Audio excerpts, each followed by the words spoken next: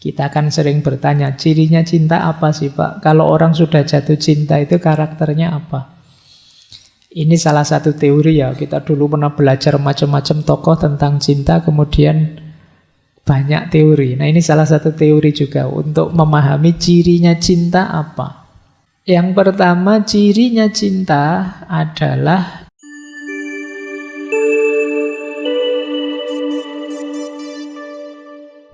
Assalamualaikum warahmatullahi wabarakatuh. Bismillahirrahmanirrahim. Alhamdulillahirabbil alamin. Assalatu wassalamu ala asyrafil anbiya'i wal mursalin sayyidina wa maulana Muhammadin wa ala alihi wa ashabihi wa man tabi'ahum bi ihsanin ila yaumiddin. Amma ba'du. Baik, langsung saja ya, karena ini agak telat sedikit mulainya. Malam hari ini kita coba menggali gagasan-gagasan tentang cinta dari salah seorang tokoh spiritual yang terkenal sekali. Mungkin teman-teman juga sering baca buku-bukunya. Beliau ini kelahiran India. Meskipun nanti banyak memberi ceramah di mana-mana.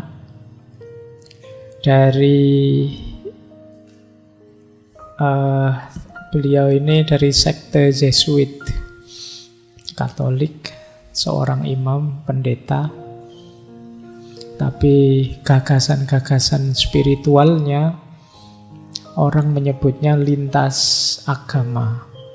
Kalau teman-teman membaca tulisan-tulisan beliau, itu akan ketemu banyak tokoh-tokoh spiritual dari banyak tradisi. Beliau sering mengutip para tokoh sufi. Beliau mengutip dari tradisi Konfusianisme, Taoisme, dan banyak tradisi spiritual yang lain. Meskipun akibatnya atau efeknya adalah beliau, ya oleh gereja sendiri, beberapa gagasan beliau dianggap sudah offset. Jadi sudah nabrak keimanan Kristen. Tapi oke, malam hari ini kita lebih fokus ke gagasan beliau tentang cinta. Bismillah, ini saya lanjut ya. Ini tentang beliau. Kita awali mengutip dari salah satu buku beliau. Saya tidak tahu kok menarik quotes ini, meskipun ada cintanya sedikit. Kata Anthony de Mello, ada beberapa hal yang akan menghancurkan umat manusia. Yang pertama, politik tanpa prinsip. Yang kedua, kemajuan tanpa cinta. Yang ketiga, kekayaan tanpa kerja. Yang keempat, pembelajaran tanpa keheningan. Yang kelima, agama tanpa rasa takut. Dan yang keenam, ibadah tanpa kesadaran. Mungkin tidak perlu dijelaskan ya. Kalau dijelaskan panjang, 6 ini bisa 2 jam habis. Apalagi begitu ngomong yang pertama itu, kamu langsung menggebu-gebu itu. Ini mesti nanti dipotong, di-share kemana-mana. Tapi ya kita harus hati-hati ya. Semuanya keutamaan-keutamaan. Politik itu keutamaan hidup, kemajuan itu juga keutamaan, kekayaan juga, pembelajaran, agama, ibadah.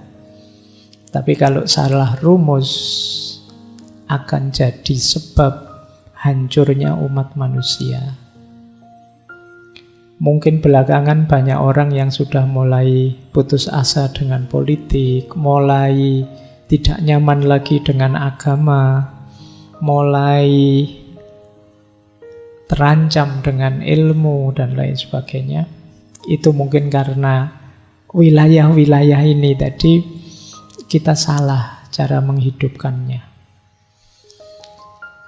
Baik, ya ini mancing saja bahwa ternyata politik yang tanpa prinsip, kemajuan yang kita cita-citakan kalau di situ tidak ada cinta, kekayaan yang kita impikan kalau tanpa kerja.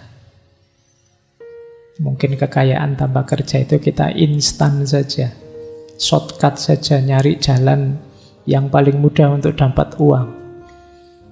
Lupa nilai, lupa prinsip, lupa makna.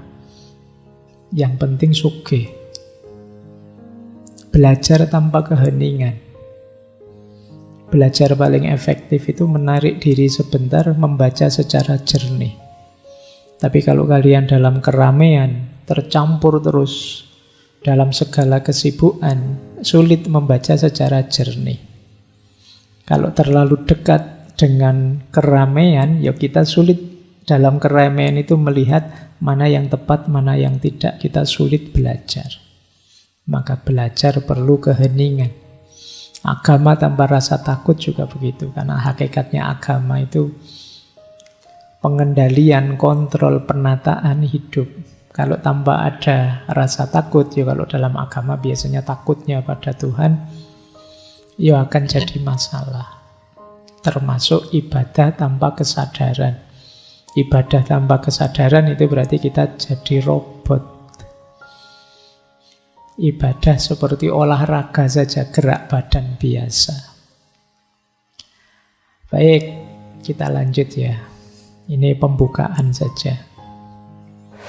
Sekarang kita mulai dari gagasan yang pertama. Ini nanti mungkin agak meloncat-loncat karena beliau pikirannya luas sekali dan macam-macam isu yang diangkat. Termasuk nanti silahkan teman-teman fokus pada konsep cintanya. Beliau nulis buku yang judulnya Kesadaran, Awareness. Dan juga banyak buku yang lain yang isinya cerita-cerita yang itu sifatnya tidak urut tema cinta satu enggak. Biasanya isunya di situ meloncat-loncat karena sebagian besar berasal dari ceramah publik beliau. Baik, yang pertama dari buku ini ya, Basa-basi sejenak. Beliau menulis bahwa cinta itu kalau pakai penjelasan kita selama ini, sesuatu yang dianugerahkan. Jadi cinta itu anugerah. Kalau itu anugerah, ya bukan sesuatu yang diusahakan. Ya berarti kita harus diam saja, Pak. Ya tidak. Cara berpikirnya adalah mari melakukan sesuatu yang bisa mancing hadirnya anugerah dari Tuhan dalam bentuk cinta. Kata Anthony de Mello, kebahagiaan itu bukan sesuatu yang engkau peroleh, cinta itu bukan sesuatu yang engkau hasilkan, juga bukan sesuatu yang engkau miliki. Cinta adalah sesuatu yang memilikimu. Ini menarik cara berpikirnya Anthony de Mello ini. Beliau membagi antara mana yang bisa kita usahakan dan mana yang tidak bisa kita usahakan. Kemarin waktu kita belajar stoikisme kan ada itu pandangan bahwa syaratnya hidup bahagia itu kita sadar mana yang bisa kita kontrol dan mana yang tidak. Nah, kata beliau begini, ternyata hal-hal yang terbaik, yang utama adalah hal-hal yang biasanya tidak bisa kita usahakan. Meskipun cara memancing hal itu ya dengan ikhtiar, tapi hasilnya di luar upaya kita. Misalnya kata Anthony de Mello, kamu bisa berusaha memasukkan makanan ke dalam mulut. Tapi kamu tidak bisa mengusahakan rasa lapar. Kita makan bisa, tapi melahirkan rasa lapar tidak bisa. Ya tinggal tidak makan lama saja Pak. Ya ada orang tidak makan lama tapi tidak lapar. Kita nanti puasa itu kan ada, tidak makan sih tapi tidak lapar. Jadi makannya kita bisa, tidak makan kita juga bisa, tapi lapar itu di luar kuasa kita. Ada yang sudah makan masih lapar. Ya memang tipe orangnya ya. Kamu bisa berbaring terlentang di tempat tidur, tapi kamu tidak bisa mengusahakan tidur. Hadirnya tidur itu kan di luar kuasamu. Kamu bisa setelah ngaji ini pulang ke kos terus berbaring, mencoba merem, mencoba terlelap. Tapi di detik keberapa kamu benar terlelap di luar kuasamu. Jadi tidur pun anugerah. Kita bisa memuji orang, tapi kita tidak bisa memunculkan rasa kagum. Kita melihat sesuatu luar biasa, itu kan rasa kagum. Ini kita tidak bisa ngontrol. Ada orang hal biasa saja dia kagum. Ada orang hal luar biasa dia nggak kagum, itu biasa. Jadi kita bisa muji orang. Kalau muji bisa kita atur. Kalian kan juga sering basa-basi muji orang. Itu kita bisa. Tapi rasa kekaguman itu di luar kontrol kita. Kadang-kadang tidak terduga kita mengagumi sesuatu. Kemudian kamu bisa menceritakan rahasia, tapi kamu tidak bisa mengusahakan kepercayaan. Ini kamu ngerti kan, kadang-kadang kita itu kalau ingin dipercaya orang, terus pada orang itu kita ceritakan rahasia-rahasia. Biar dia percaya ke kita. Wong yang rahasia saja kita katakan. Tapi jangan lupa, kata Anthony de Mello, kepercayaan, hadirnya kepercayaan dalam diri kita itu di luar kuasa kita. Kalau cinta terus gimana Pak? Kita bisa melakukan pelayanan, kebaikan pada orang lain, tapi kita tidak bisa mengusahakan cinta.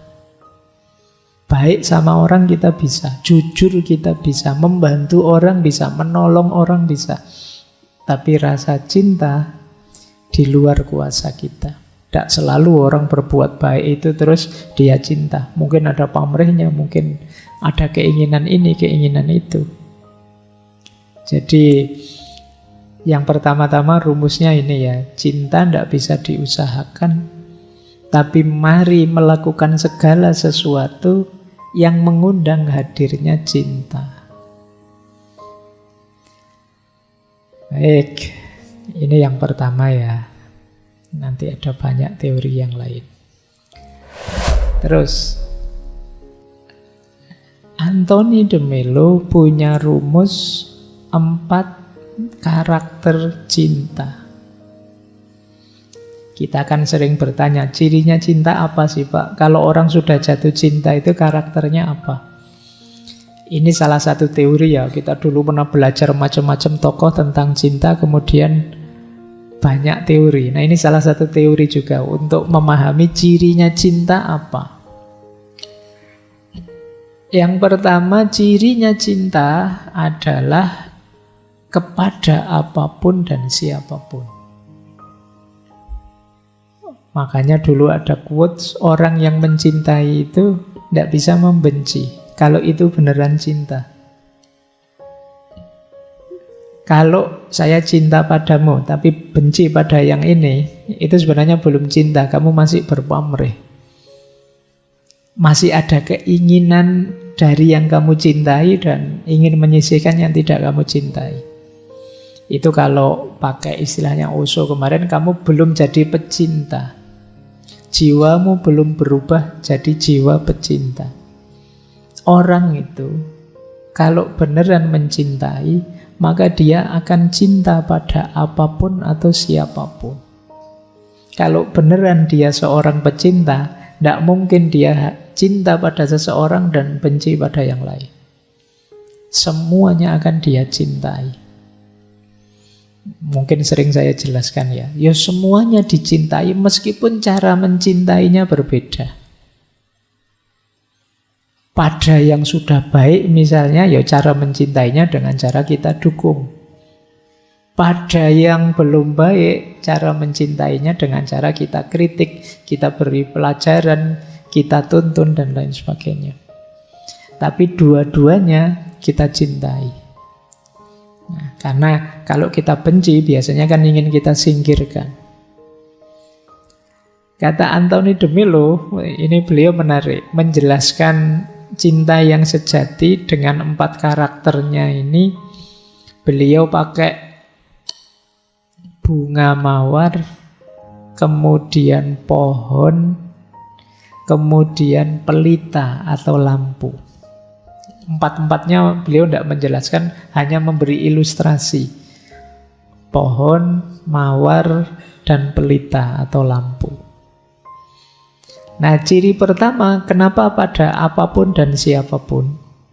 Kata Anthony de Mello, apa sih itu cinta? Lihatlah bunga mawar. Apakah mungkin bagi mawar untuk berkata, saya akan menawarkan wewangianku kepada orang-orang baik dan menyembunyikannya dari orang-orang jahat? Mawar itu meskipun yang dekat dengannya orang baik atau orang jahat, tetap memberikan keharumannya. Atau dapatkah engkau membayangkan sebuah pelita yang menghalangi sinarnya dari orang jahat dan berusaha berjalan dalam terangnya? Lampu ini, listrik ini, yang jalan kalian, yang jalan saya, atau yang jalan siapapun, dia tetap akan memberikan sinarnya. Dan amatilah betapa sebatang pohon memberikan naungan pada setiap orang, baik dan buruk, muda dan tua, tinggi dan rendah, hewan dan manusia, dan setiap makhluk hidup. Bahkan pada orang yang berusaha menebangnya. Nah, ini saya tidak tahu teman-teman merasa mampu apa tidak. Yang pertama ini ya, yang pertama wis abot. Cinta itu pada siapa saja. Selama ini kita diajari perspektif dikotomis antara hitam putih, cinta dan benci.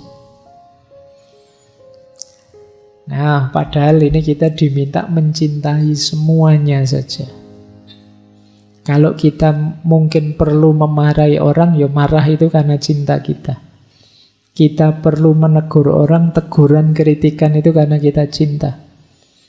Kita perlu mungkin menyinggung orang, kita mungkin perlu nyenggol orang, mungkin kita senggol karena cinta biar dia jadi baik. Itulah ciri pertama, cinta itu pada siapapun.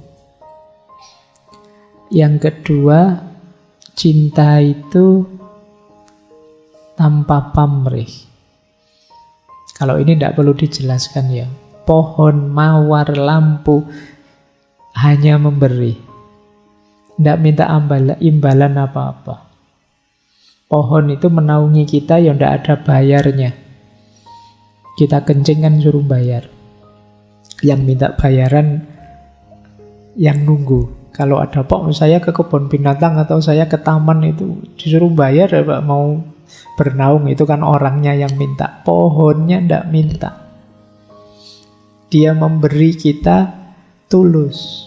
Lampu juga begitu, dia tidak minta bayaran. Meskipun listrik yang bayar. Tapi kan dia memberi cahaya, kan dia tidak dapat apa-apa itu. Yang dapat bayaran kan PLN-nya. Mawar juga begitu. Memberikan wanginya tidak dapat bayaran apa-apa. Meskipun kalian untuk dapat mawarnya beli. Tapi mawar memberikan wewangiannya tanpa imbalan. Jadi yang kedua, tanpa pamrih. Yang ketiga, memberikan yang terbaik. Itulah cirinya cinta. Pohon, mawar, pelita tadi memberikan segala yang dia mampu. Tidak pernah misalnya mawar itu, saya bisa wangi sekian, yang tak berikan sekian saja, tidak pernah begitu. Jadi memberikannya selalu total. Lampu juga begitu, pohon juga begitu. Bahkan dia tidak pernah mengkalkulasi, ini saya sudah memberi manfaat luar biasa loh. Orang-orang ini seperti apa sih menanggapi kemanfaatan dari saya, dia tidak mikir sampai ke sana.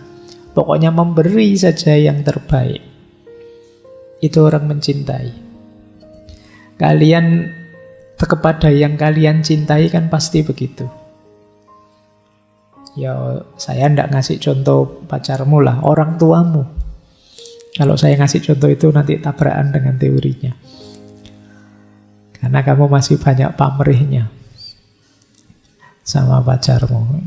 Bagi yang masih level belum nyampe ke sini, kamu nanti gelisah kalau belajar teorinya Anthony de Mello tentang cinta ini. Ini agak tinggi. Kalian pada orang tuamu kan begitu, ingin mempersembahkan yang terbaik. Sama seperti orang tua pada anaknya, memberikan yang terbaik. Jadi itulah cirinya cinta. Yang keempat, cinta itu membebaskan. Pohon itu tidak pernah memaksa kalian, ayo bernaung padaku, tidak. Mawar juga tidak memaksa, ciumlah aku bauku, tidak begitu. Lampu juga begitu, masuklah ke wilayahku biar kamu terang, tidak. Monggo saja, mau datang monggo, mau menjauh ya monggo. Tidak pernah memaksa. Itulah hakikatnya cinta. Kok dalam cinta ada paksaan masih? Ada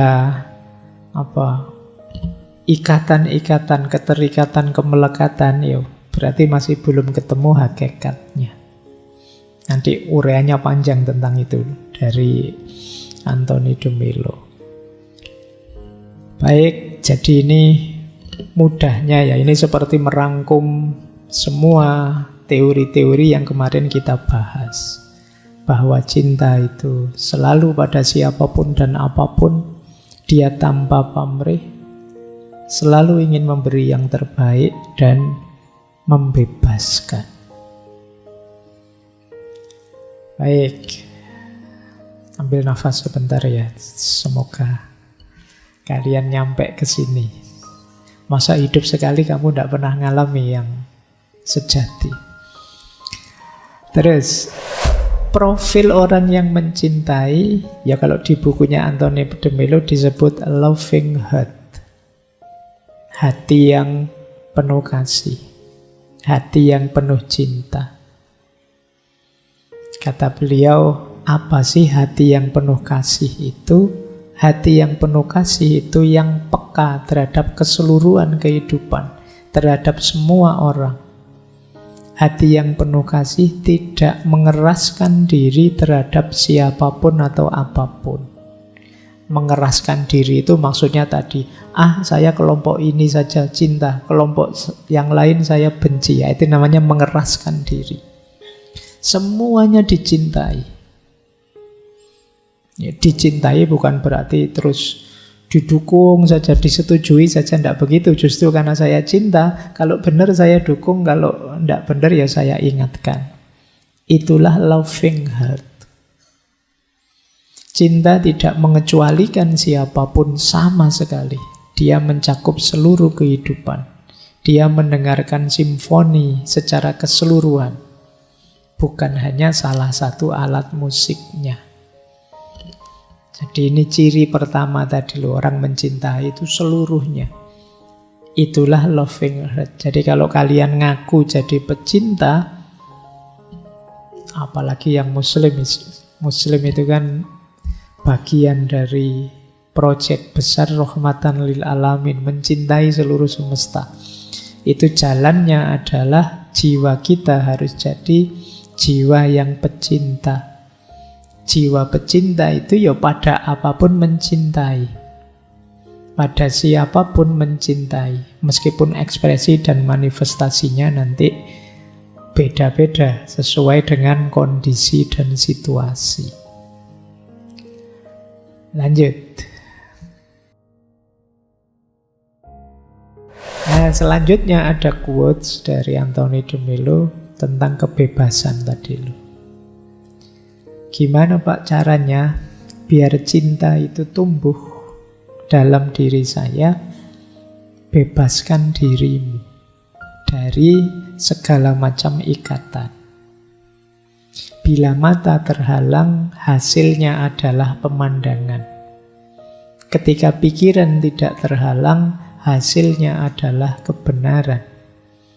Ketika hati tidak terhalang, hasilnya adalah cinta. Apa sih yang menghalangi hati? Nanti kalau di penjelasan-penjelasan selanjutnya, versi Anthony de Mello, yang menghalangi hatimu itu kemelekatanmu. Mungkin pada dunia, mungkin pada materi, mungkin pada orang lain. Akan menghalangi cinta. Bersihkan kemelekatan-kemelekatan itu, bebaskan dirimu, maka cinta akan muncul. Selama ini mungkin kita membenci orang karena orang itu begitu, Pak. Kalau dia seperti itu berarti tidak cocok dengan aliran saya, karena aliran saya begini, karena kita sudah terlalu melekat, maka jatuhnya aku dan engkau kita berbeda, kita tidak bisa sama, akan jadi begitu. Bebaskan diri kita dari banyak ikatan. Nanti beliau menjelaskan panjang tentang kemelekatan itu. Jadi jalan untuk jadi jiwa pecinta, membebaskan hati. Nanti sekali-sekali kamu cek ya, kira-kira dalam hidup saya ini, saya melekat dengan apa saja hari-hari ini. Melekat itu, coba cari sesuatu yang menurutmu tanpa itu aku tidak mungkin bahagia. Aku tidak mungkin senang. Aku tidak mungkin nyaman. Di luar dirimu ya. Di luar Tuhan pastinya juga. Di luar Allah. Kalau dalam Islam kan satu-satunya kemelekatan yang diizinkan itu ketergantungan kemelekatan pada Allah. Allahus Somad. Di luar itu bisa menghijab hati kita. Termasuk untuk mencintai. Mungkin ada yang di hatinya kemelekatan pada posisi, jabatan, duniawi, harta, dan macam-macam. Itu nanti akan menghalangi lahirnya cinta dalam dirimu. Kamu melekat pada apa? Itu akan menghalangi cintamu. Disitulah pentingnya kebebasan. Ayo kita bebaskan diri kita. Kalau dalam tasawuf itu ada makom namanya taharrur. Taharrur ini makom tinggi. Tidak sembarangan orang bisa mencapai ke sini. Taharrur itu makom kebebasan. Dulu waktu kita belajar kebebasan, seingat saya kebebasannya Ibnu Arabi. Itu makom taharrur ini salah satu yang harus dicapai seorang salik untuk bisa dekat dengan Allah. Bebas berarti ya hati kita benar-benar tidak terikat dengan apapun selain keinginan untuk terikat dengan Allah saja. Disitulah cinta akan muncul. Jadi kalau kita hanya tergantung pada Allah, cinta akan muncul. Itulah kebebasan sejati. Beda dengan rumus kita selama ini kan. Kalau di kepalamu kan namanya bebas itu pokoknya bisa melakukan apa saja kan, kamu begitu. Padahal ya kalau kamu masuk lebih dalam, hakikatnya kebebasan itu tidak ada urusan dengan bisa melakukan apa saja. Itu kan cuma manifestasi salah satunya saja. Tapi hakikatnya kebebasan adalah ketidakterikatanmu, ketidakmelekatanmu dengan apapun. Bisa melakukan apa saja tapi kamu masih terikat, kamu masih melekat. Yaitu kalau bahasa spiritualnya ilusi saja. Hanya anggapanmu saja. Baik, ini rumus kedua dari cinta. Kalau tadi rumus pertama cinta itu anugerah, sekarang kebebasan. Kita lanjutkan. 3, caranya mencintai sekarang. Wah, ini ambil nafas sebentar. Saya tidak tahu ini mudah apa enteng bagi kalian. Inilah cara menghidupkan cinta. Yang pertama, kita harus melepaskan keterikatan, harapan, dan kebutuhan akan pengakuan dari orang lain, termasuk dari yang kita cintai. Ini agak berbeda ya dengan kemarin-kemarin. Beliau ini bahkan ekspektasi pun jangan. Banyak orang kecewa, sakit dalam cinta karena ekspektasi. Ada terlalu banyak keinginan, terlalu banyak harapan saat mencintai. Misalnya kalian mencintai siapa, semoga dengan saya mencintai ini, saya bisa itu harapan. Ketika banyak harapan, sebenarnya kamu sedang membuka peluang untuk kekecewaan. Tapi manusia, Pak, mesti punya harapan. Wajar manusia punya harapan, tapi jangan bergantung pada harapan. Ketika kamu bergantung pada harapan, itulah kemelekatan. Jadi ini pelajaran dari beliau. Kalau aku cinta padamu, maka aku tidak banyak menuntutmu. Jadilah engkau apa adanya. Kamu tidak harus sibuk tentang aku, tapi aku pasti akan sibuk tentang engkau. Nah, ini. Baik, ini rumus pertama ya. Cara yang pertama saja sudah berat. Ya wis, kita belajar. Kalau bahasa usul fikihnya, kalau tidak bisa dipenuhi seluruhnya, ya jangan dicueki seluruhnya. Kita lakukan semampu kita. Oke, yang penting jangan putus asa dengan cinta. Hari ini banyak orang yang rasanya putus asa dengan cinta. Kalau ada pembahasan-pembahasan tentang cinta, mungkin kesannya lebay. Utopia, mimpi saja. Tidak mungkin ada yang seperti itu. Itu namanya putus asa dengan cinta. Sebagaimana banyak orang yang saya bilang tadi mulai putus asa dengan agama. Mungkin belakangan juga banyak mulai putus asa dengan politik. Mungkin nanti ada banyak keputusasaan. Karena mungkin kita melihat fakta, lupa bahwa ada ideal-ideal yang harus kita hidupkan. Bahwa mungkin di ranah faktual kadang-kadang fenomena sosial, budayanya, keagamaan itu rasanya tidak selalu positif. Tapi ideal-ideal agama itu pasti positif, dan itulah amanat yang harus kita hidupkan. Itu yang pertama itu ya, tidak terikat, tidak berharap, tidak butuh. Jadi orientasinya memang hanya memberi. Cara mencintai yang kedua, cinta itu bukan memiliki atau mengendalikan, tapi menerima dan menghargai.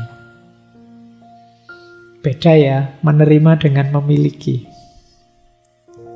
Kalau memiliki itu ego. Kalau menerima itu rasa, hati. Menerima itu konotasinya keterbukaan. Kalau memiliki konotasinya penjara, kepemilikan. Jadi kalau kamu saya miliki, itu kan berarti kamu di bawah kuasaku. Tapi kalau menerima itu hadirlah apa adanya dalam hidupku. Jadilah dirimu sebagaimana dirimu. Itu menerima. Tapi kalau memiliki, kamu hadir dalam hidupku dan aku kuasai. Itu memiliki. Maka kemarin di Osho kan juga bilang cinta bukan memiliki. Kalau barang kita miliki, tapi masuk manusia kita miliki. Jadi yang kedua, cinta bukan tentang memiliki dan mengendalikan, tapi menerima dan menghargai. Awas, jangan salah rumus. Kemarin saya juga pernah diprotes, Pak, masa cinta tidak harus memiliki? Wong saya perjuangan itu kan untuk bisa memiliki. Ya bedakan menikahi dan memiliki. Itu juga dua hal yang, apa dengan menikahi terus dia jadi milikmu dalam tanda petik ya, terus dia kamu kuasai. Harus ikut apa-apa perintahmu, kan tidak begitu. Oke, yang ketiga, jadi itu rumus kedua ya. Jadi tidak ada hubungannya dengan kepemilikan, tapi dengan penerimaan. Yang ketiga, jalan menuju cinta melibatkan kesadaran diri, kebebasan batin, dan kemauan untuk menghadapi ketakutan dan ketidaknyamanan. Diawali dari kesadaran, kemudian diakhiri dengan kebebasan. Itu cinta. Kita tidak takut lagi dan tidak khawatir lagi.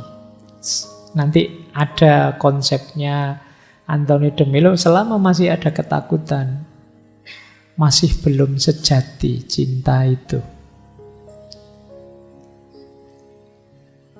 Nah, lanjutkan ya. Jadi caranya mencintai 3 ini.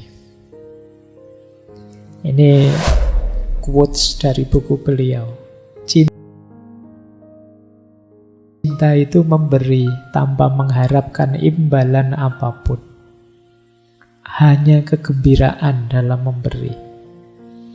Cinta sejati tidak mengenal keterikatan, tidak ada kecemburuan, tidak ada kepemilikan. Dia kebebasan murni. Ini ambil nafas mungkin kalian ya. Waduh Pak, tidak cemburu, tidak ada kepemilikan.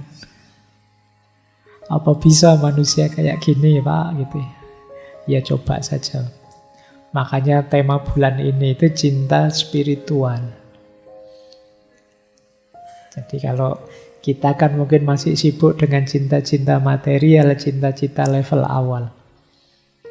Tapi ini cinta yang sudah naik kelas, ke level spiritual. Apalagi kalimat yang terakhir itu.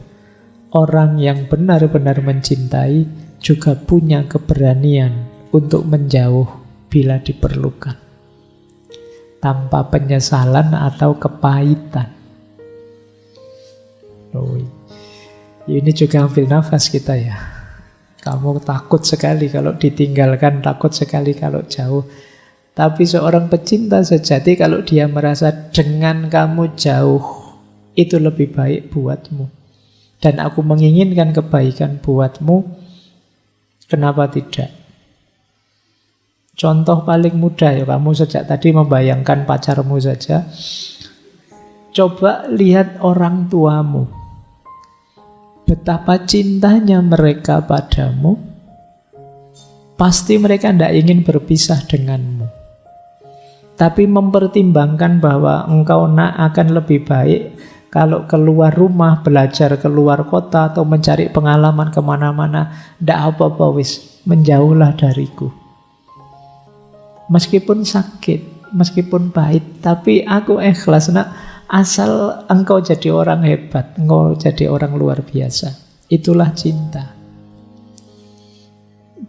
Jadi tidak hanya nuruti keinginanku untuk selalu dekat denganmu. Meskipun pahit karena engkau menjauh, tidak apa-apa lah. Kalau itu baik buatmu. Nah, itu cirinya cinta. Ya memang kalau masih ada nuansa romantiknya, itu jadinya kurang indah. Tapi yo, cinta kan tidak berhenti di senang-senang romantiknya. Tapi juga ada kedalaman kemanusiaannya. Disitulah kita berpikir lebih dalam, kemudian iya ya, kalau saya memang mencintai dia dan ternyata kebaikan bagi dia itu jauh dari saya, ya saya ikhlas menjauh demi pertumbuhannya, demi kebahagiaannya. Itulah yang disebut cinta yang sejati. Yo, setelah ini mungkin kalian bilang, wah sudahlah, saya tidak sejati juga tidak apa-apa, cintanya. Ayo, memang tidak gampang ya sampai titik ini. Tapi ayo, malam ini lebih luas ya. Saya tadi bilang jangan diarahkan ke lawan jenis saja, urusan pacaran saja ya. Ini cinta pada siapapun dan apapun tadi. Untuk membangun jiwa pecinta. Sebenarnya itu ya termasuk sih pada lawan jenis itu. Bukti cinta yang sejati itu bahkan jauh pun tidak masalah. Nah, ini boleh dipakai dalil bagi mereka yang LDR-an. Nah, ini alasannya ini, tidak apa-apalah kita jauh asalkan demi pertumbuhan kita masing-masing. Baik, kita lanjutkan. Nah, kalau ini ciri yang tanpa pamrih tadi. Ini salah satu buku beliau yang isinya cerita. Di buku beliau itu selalu ada tokoh guru di situ yang memberi nasihat. Kata seorang murid, saya tidak akan menukar cintaku dengan uang. Kata sang guru, bukankah sama buruknya atau lebih buruk ketika kamu menukarnya dengan cinta? Maksudnya apa? Kita itu sering menukar cinta dengan cinta. Dan itu sama buruknya dengan orang yang menukar cinta dengan uang. Menukar cinta dengan uang itu, ya wis aku cinta padamu, kamu kaya, lumayan lah nanti dapat traktiran gratis, dapat itu. Itu kan menukar cinta dengan uang.